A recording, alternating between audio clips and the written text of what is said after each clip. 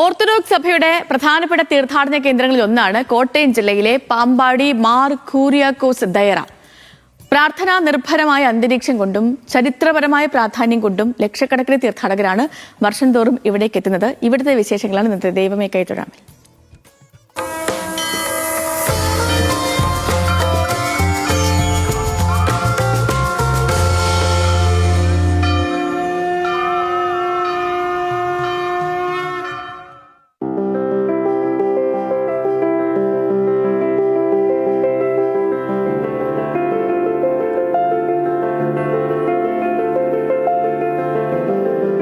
പാമ്പാടിക്കടുത്തുള്ള മനോഹരമായ പൊത്തൻപുറം കുന്നിൻമുകളിൽ സ്ഥിതി ചെയ്യുന്ന ദയറ.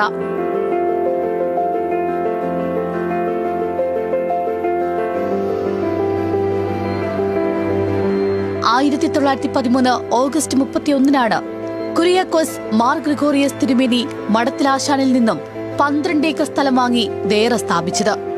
കുന്നിൻമുകളിലെ ശാന്തതയും പ്രകൃതി ഭംഗിയും അത്ര മനോഹരം.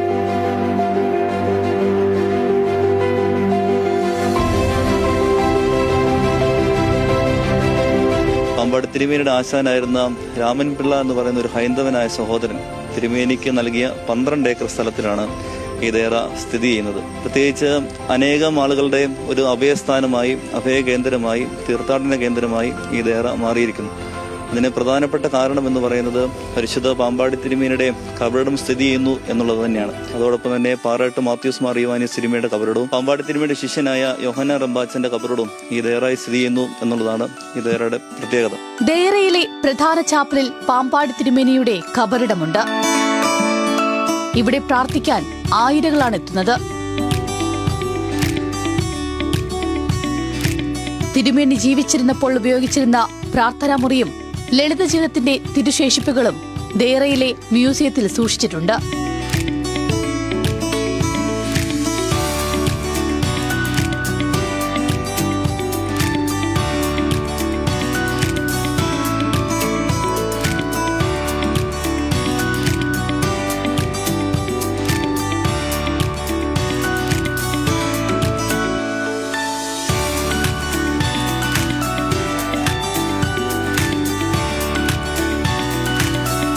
വിശന്നു വരുന്ന എല്ലാവർക്കും ഭക്ഷണം നൽകുന്ന സ്നേഹകേന്ദ്രം കൂടിയായി ദയറ നിലകൊള്ളുന്നു. എല്ലാ വർഷവും ഏപ്രിൽ 5 പാമ്പാടി തിരുമേനിയുടെ ഓർമ്മ പെരുന്നാൾ. വിവിധ ഭാഗങ്ങളിൽ നിന്ന് കാൽനടയായി എത്തുന്ന പദയാത്രികരും നേർച്ചക്കാഴ്ചകളുമായി എത്തുന്ന വിശ്വാസികളും ചേർന്ന് പെരുന്നാൾ ദിനങ്ങളിൽ പൊത്തൻപുറം കുന്നുകളെ ഭക്തിസാന്ദ്രമാക്കുന്നു.